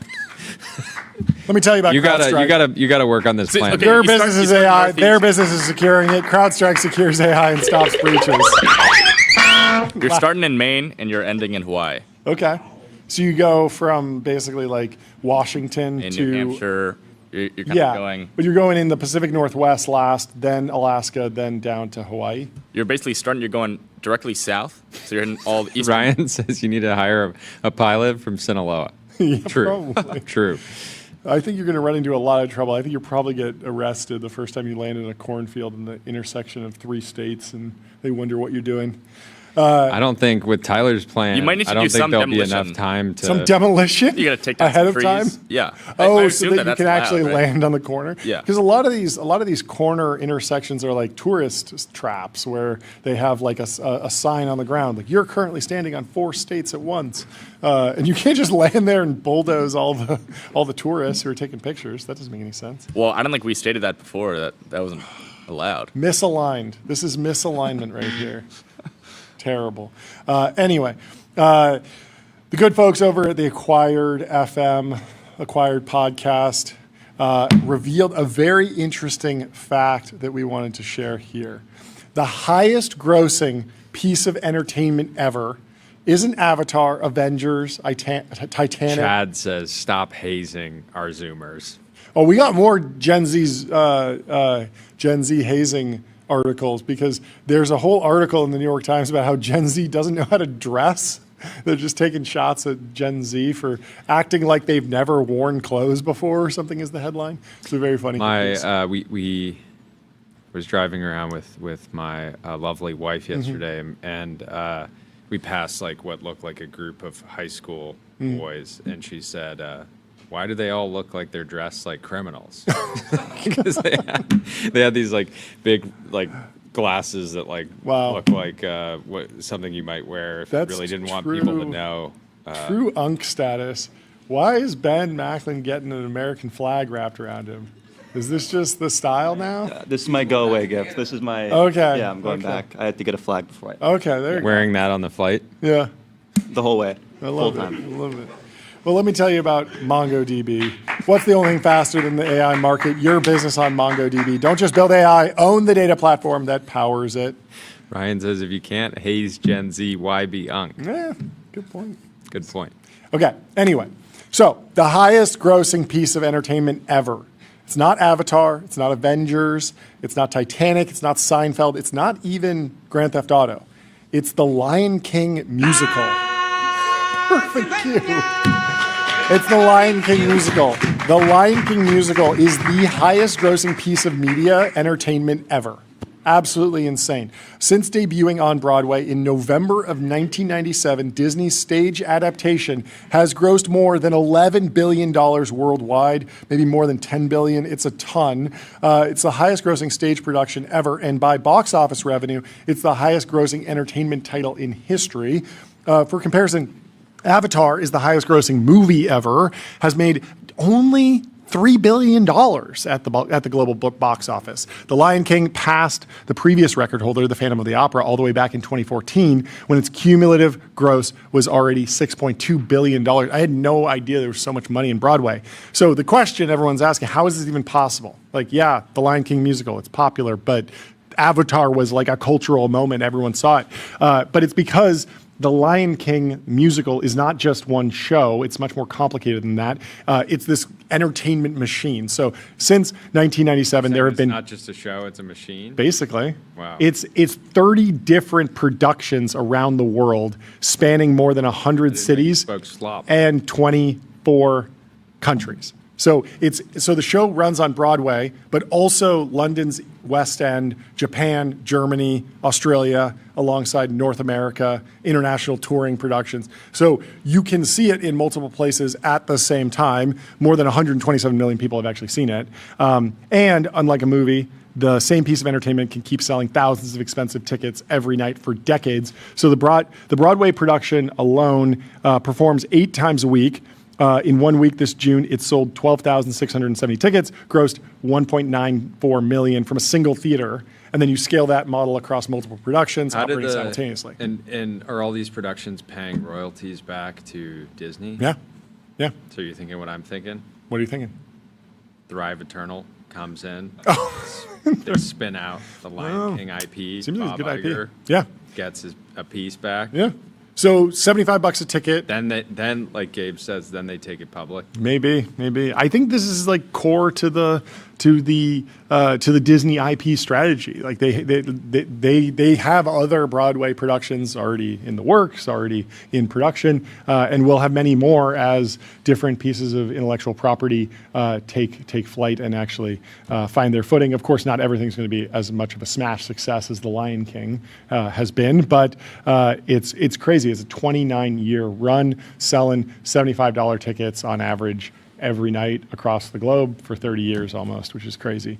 And so you can take the same story, perform it 8 times a week, duplicate the production around the planet, and keep doing it for an entire generation. Do that successfully for 3 days, and you can make more money at the box office than any movie ever made. I was always thinking that someone would do this for music, sort of like you'd need to set up the musical act as a multi-stage production, but you know Deadmau5 performs with a helmet. Deadmau5, the EDM artist. Oh, you mean Deadmau5? Deadmau5, yes. Okay. So when Deadmau5 performs, he is there in person, the actual artist, and he's wearing a helmet, so you don't know that it's him. And of course, you trust that it's him because he doesn't perform in multiple places at the same time. Same thing with Tiesto, but there are other artists that have donned the helmets. I think Marshmello is one. There's a few others that do this sort of thing. Even going back to Slipknot. Daft Punk, exactly. But if you could start a musical act that embraced the idea that it could be in multiple places at the same time, it could effectively have multiple residencies. So the artist, even though it was multiple people, could be performing in New York and Las Vegas and Miami all at the same time, have residencies everywhere, and bring in way more revenue on top of the IP, and then the artists themselves doesn't need to travel. Of course, that's like sort of sacrificing what it means to go to a Dead Mouse show, so you probably don't command as much of a premium, but it would be interesting to see if someone in the musical arts Dylan says this is just the Blue Man Group strategy. It's not always good. the same Blue Men.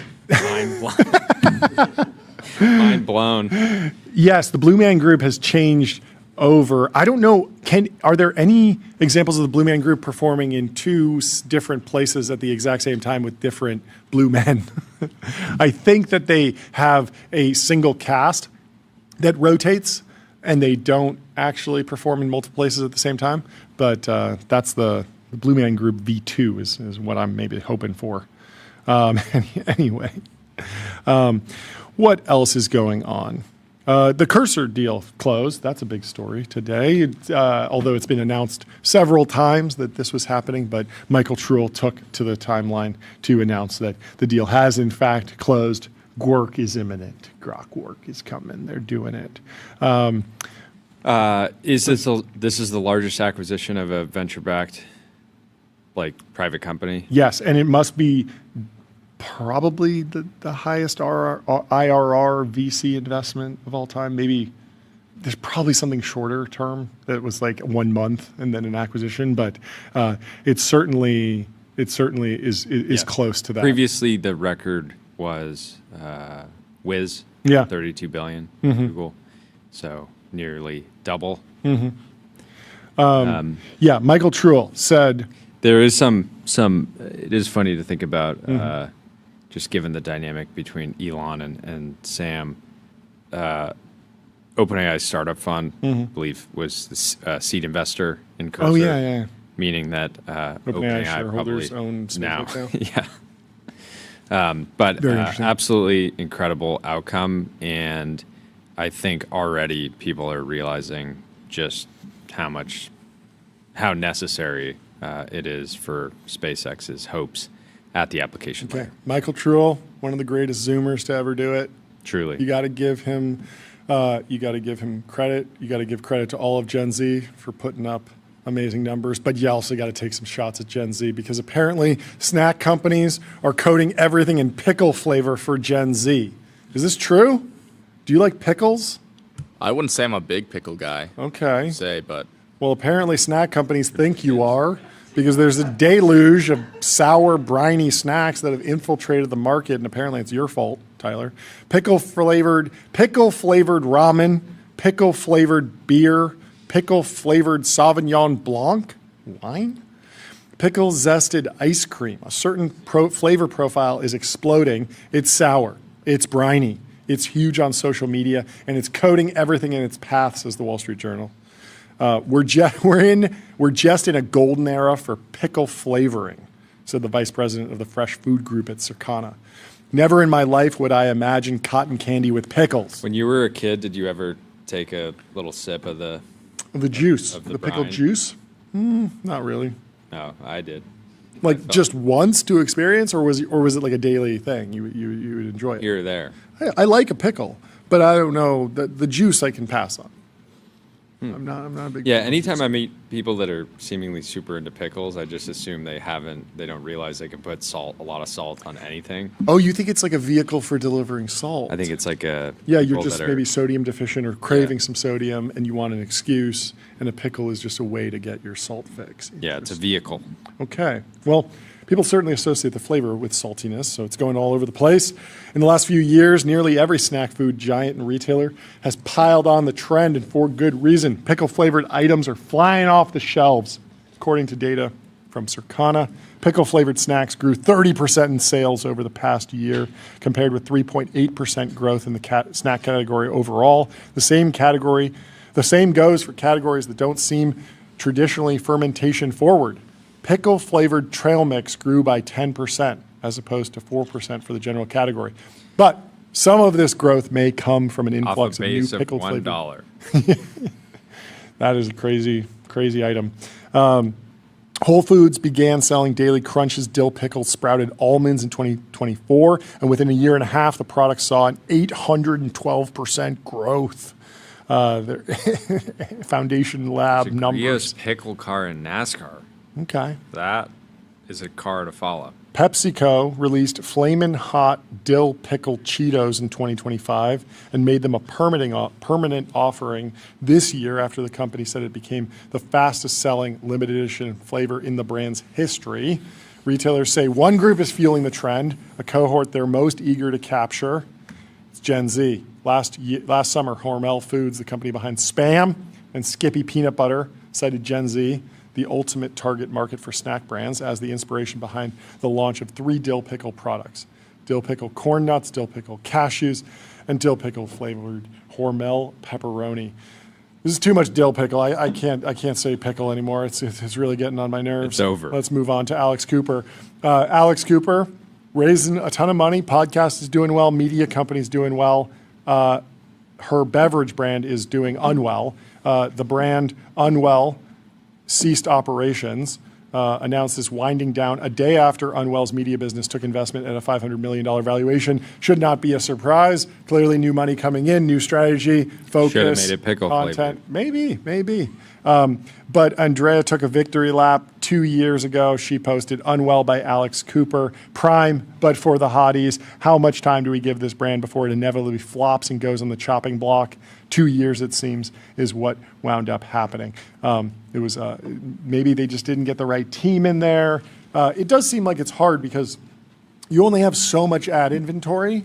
And if you're running the Call Her Daddy podcast and you're getting a lot of impressions, if there is someone, like, you could promote your product, but every time you do, you're not promoting another product that might pay you a higher CPM, might be able to monetize those listeners better. And so you have this tension between, okay, well, there might be a VPN company or a credit card company or all sorts of different companies that might want to come in and pay, $1 million for a sponsorship with Call Her Daddy. And are you going to be able to move $1 million, not just $1 million of product, but $1 million worth of product to justify the profits? So will the LTV that you generate from running those ads that you're taking off the inventory stack actually math out? I think a lot of influencers wind up with that. They think they have unlimited distribution, but they don't. Yeah, it's interesting branding challenge to have Unwell. Yep. As the brand of the drink, not the best association. Yeah, I think you're right. There's something like subliminal, like what I was picking up on with the Obsession remix video, where I just come away a little bit unsettled. Seeing a brand name Unwell in my face, it's just going to stick in my brain a little bit. But oh well.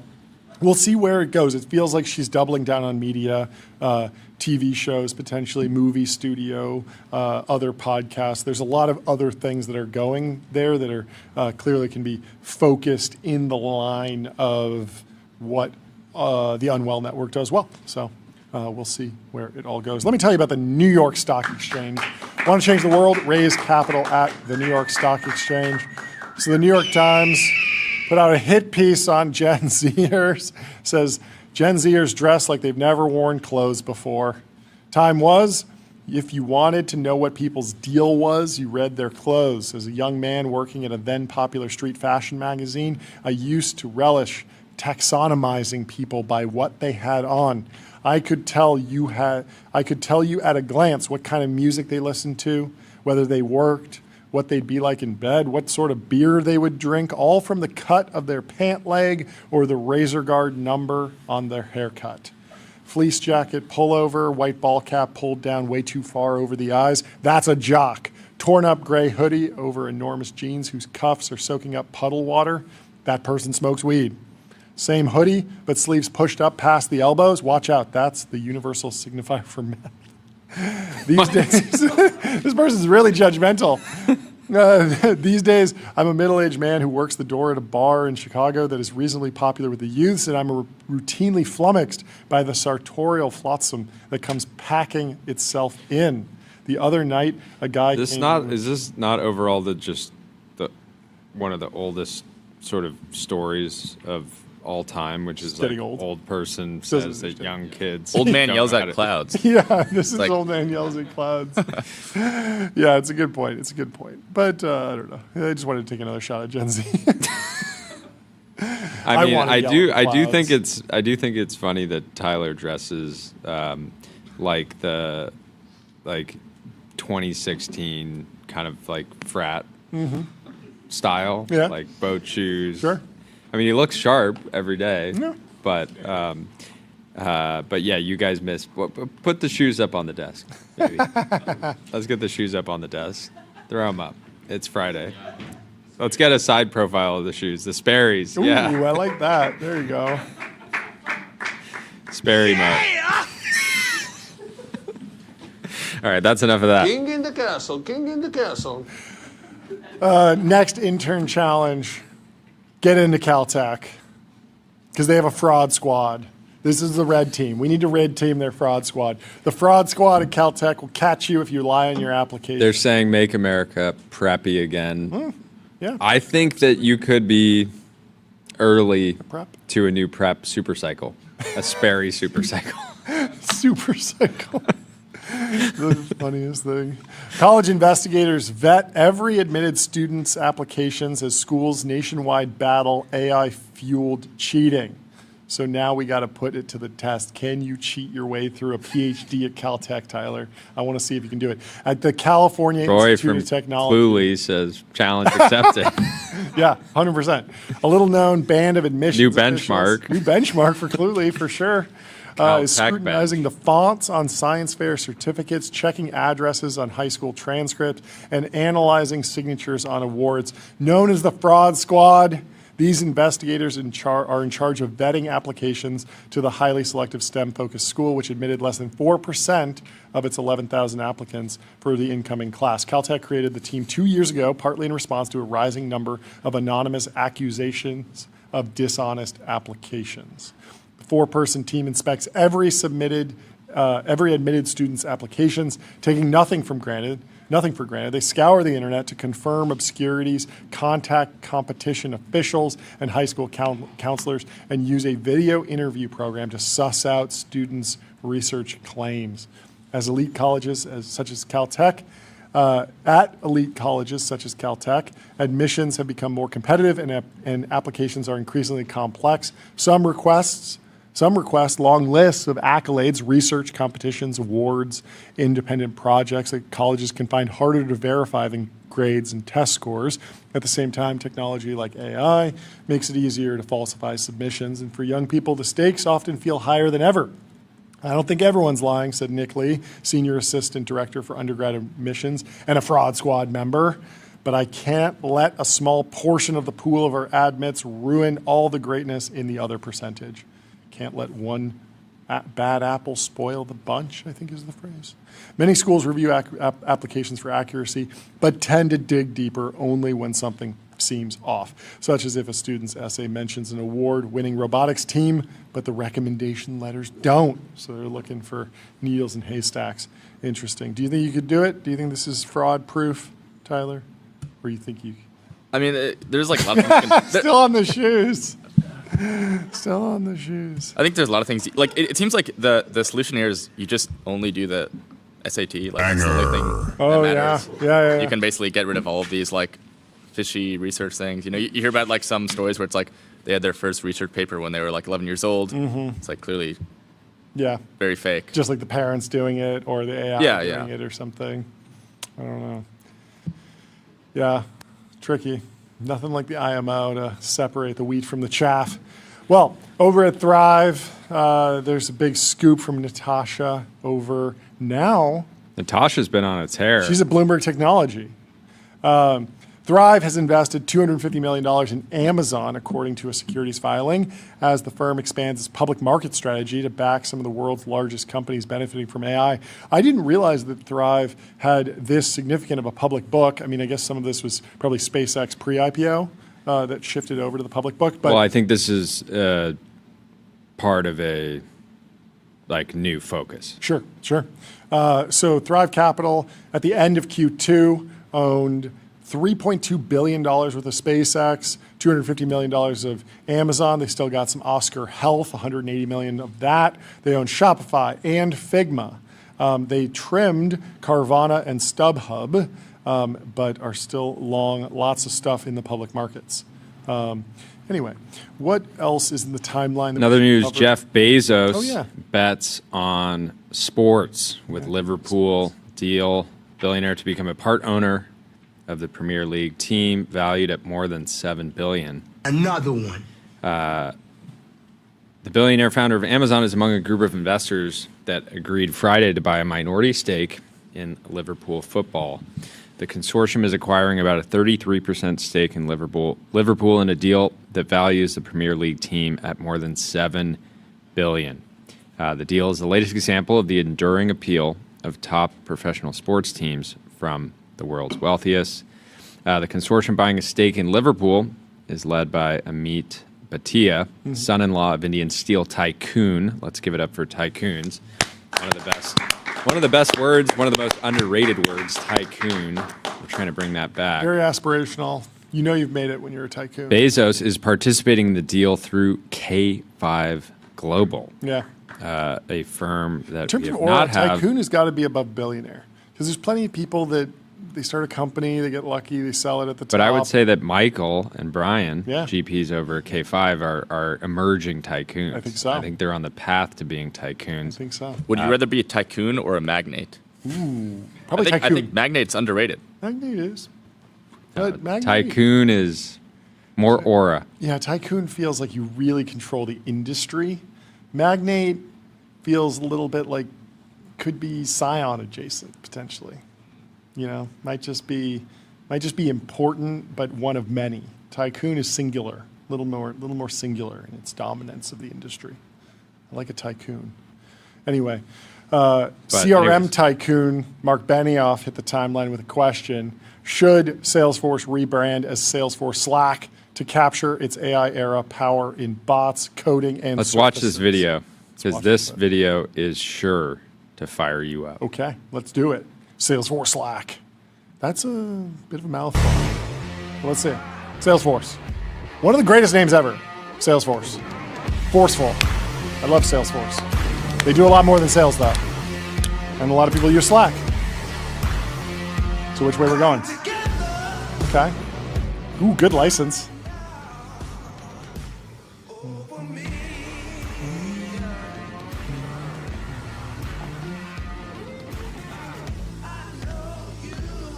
Some good brand exploration. Wait. Put him on the tower. Put him on the tower. Just do it. Let's see it. Not gonna happen? Ooh, okay. You put him on the tower. Oh, we did. He already At least did? in AI. Okay. I can't tell if it's VFX or not. Salesforce Slack. Salesforce Slack. Yeah, so interesting SFS. response. Currently, 68% of the voters say no. Yeah. They're rejecting Salesforce Slack. Yeah. It is a mouthful. I do think Salesforce is iconic. I understand Mark's Yeah. position, right? He's battling Why not? the SaaSpocalypse narrative. Yep. Slack is, no one's been sitting there saying, we're going to move off Slack. No intern has ever tried to vibe code Slack here. It's impossible. But yeah, it is funny. You can one-shot a version of Slack. But adoption was tricky. High churn. We didn't use it. It looked like Slack. We tried to vibe code Slack. And the product looked really good. It even added video calling, which was sort of crazy functionality. It's certainly there. but Sebastian getting says Jordy does not remembering Metallica songs in front of Mark keep you awake. Yeah. Yeah. Why not Slackforce? Why not just call it Slackforce? Is that bad? Am I onto something or no? Slackforce. It's less wordy than Salesforce Slack, but it hits both Slack and Salesforce. Still forceful. Yes? No? If you had to pick, Salesforce Slack or Slackforce, which one are you going with? You got a Slackforce vote over there. What about just the San Francisco Slackers? The San Francisco Slackers. What about just force.com? What about S.com? S? Nah. Salesforce Nah. and Slack. The Nah. one-letter domain? I like just going force. Just Force. Force would be a great name for a workplace messaging tool. Yeah, Force. It's on Force. It's on Bebo. Did you check Force? I sent you a message on Force. How'd you get that project done? I forced it. I forced it down the throats of my employees. I was forceful. You're being a little forceful right now. A little bit too many messages on Force. Yeah, it's interesting. I mean, best estimate of Slack's current revenue is in the $2.5 billion range. Mm-hmm. Salesforce overall revenue is north of 40, right? Okay, It's still not a huge amount of the revenue. But clearly, that video, they've done a lot of exploration. Yeah, they're thinking about it. They're thinking about it. So final answer, between Salesforce, keep it classic, Force.com, Salesforce Slack, and Slackforce, which one are you going with? Salesforce. You're staying with Salesforce. What about you, Sticking Tyler? with Salesforce. I like Slackforce. You like Slackforce? I think Salesforce Slack is the worst of all of those. Okay. You would rank that the I last. think that Salesforce is an iconic brand that's waiting to be revitalized. I think some of the marketing historically has just been somewhat. I'm not going to say it. Boomer coded. I said it. Like just the random like Matthew McConaughey being iconic. He's iconic, but I think that there's more that they can do to. It does when I see it. Properly cherish the Salesforce. Yeah, when I see Matthew McConaughey in a Salesforce ad, I do think I need to buy a Lincoln Navigator, which is maybe like a bad sign. Oh yeah, because he's also. Yeah, he has that amazing Lincoln where he's driving, giving the talk. Oh, it's such a good ad. And that one was such a good ad that it was parodied in SNL by Jim Carrey, I believe. And so it had a whole like meta story to it. It really broke through. And so I think what you're getting at is they need to get a Timothy Chalamet or Jacob Elordi to be the new face. That'd be right? great. Someone, Totally. a Zoomer actor. Yeah, a Zoomer actor would be good. Fifth option. What if he rebrands the whole thing to just Benioff and Co.? I like that. Would that be your top? By Benioff. Benioff and Co. Software solutions you can depend on. He's a singular founder, CEO. He's not a hired gun. He's not going anywhere. It's his one major project. He doesn't have other companies. Yeah, another point. They just had Mr. Beast do a commercial, though, according to Jay. The challenge is like that. Yeah. That commercial.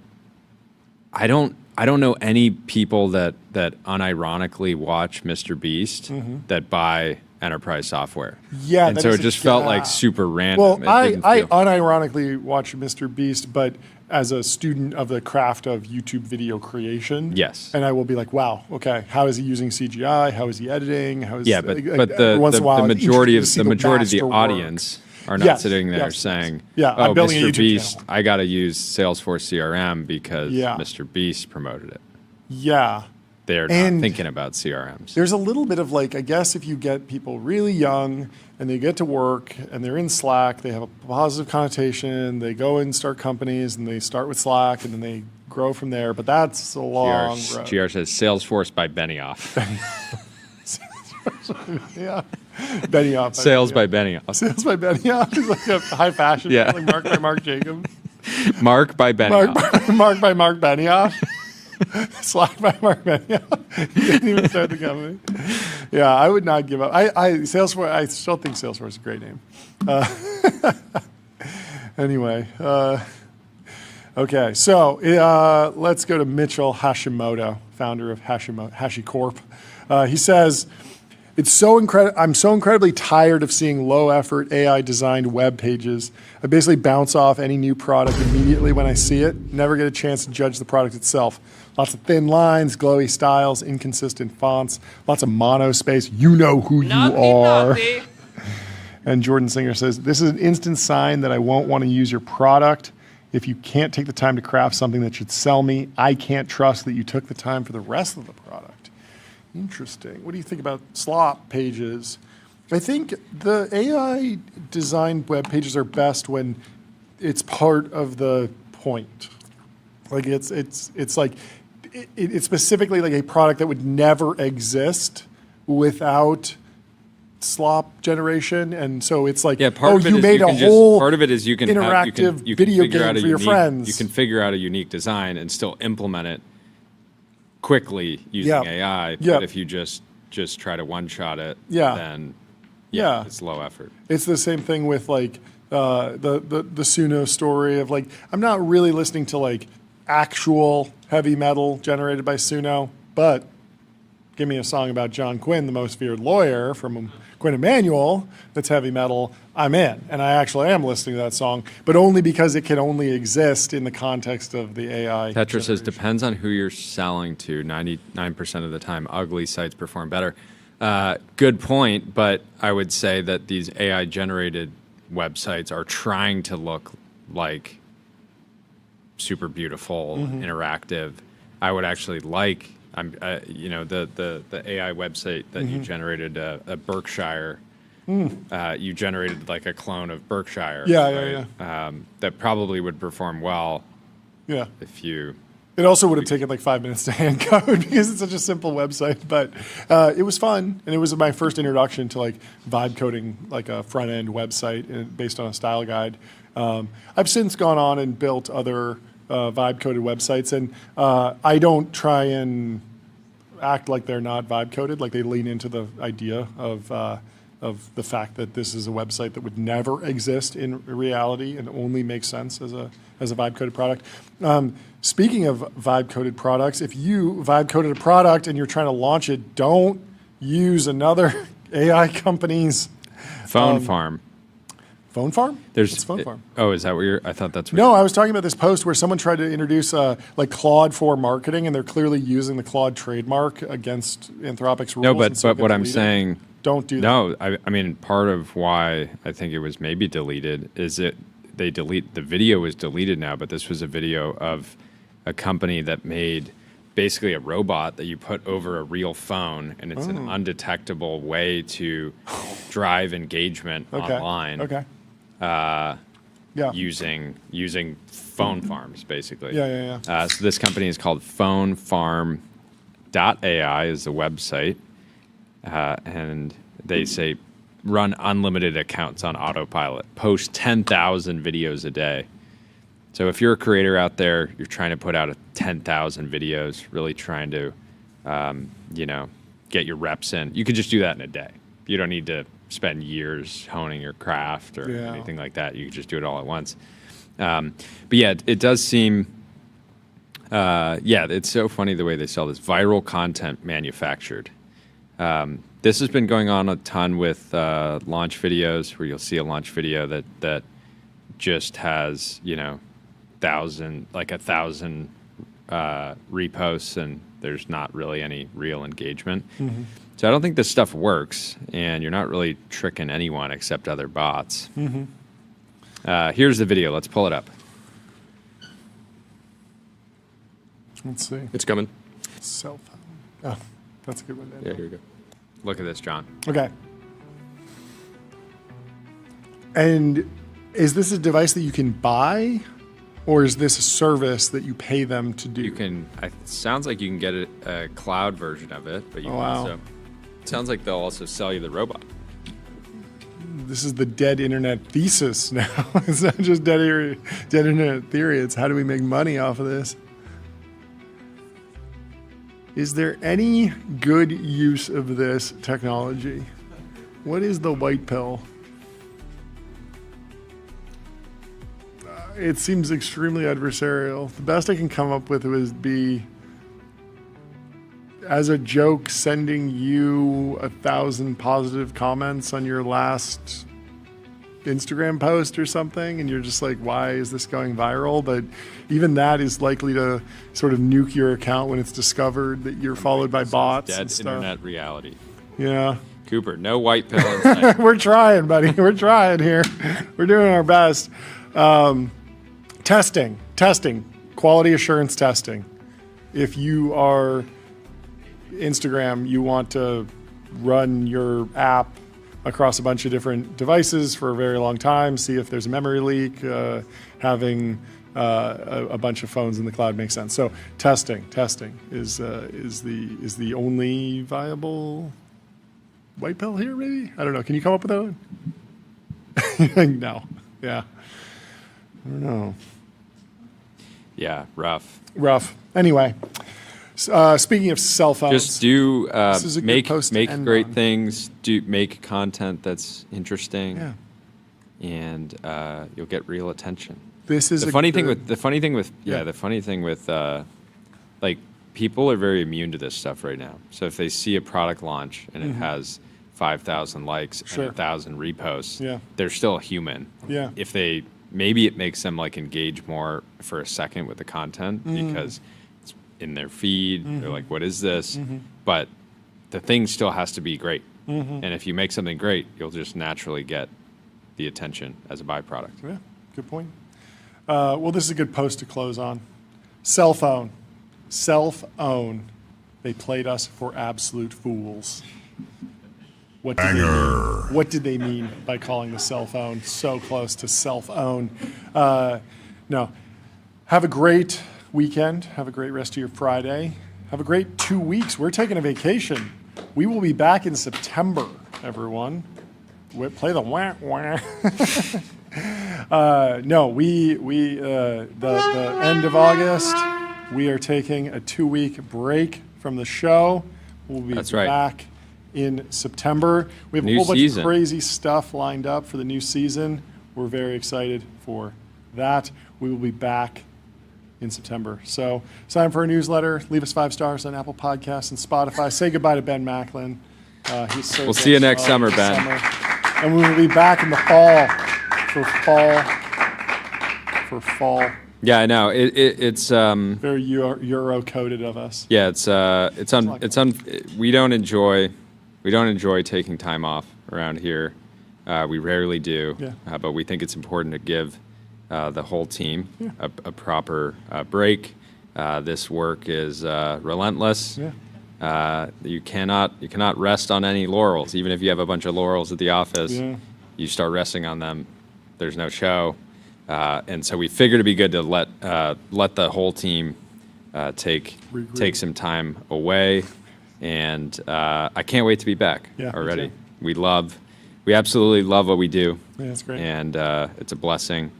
And counting down the days. Counting down just the days. just like, how many more sleeps is it?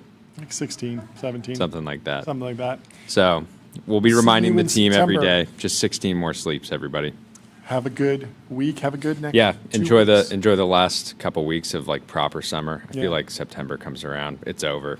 It's over. It's time to get back in the mines. We will be back. We'll see you soon. We love you guys. Cheers. September 1st.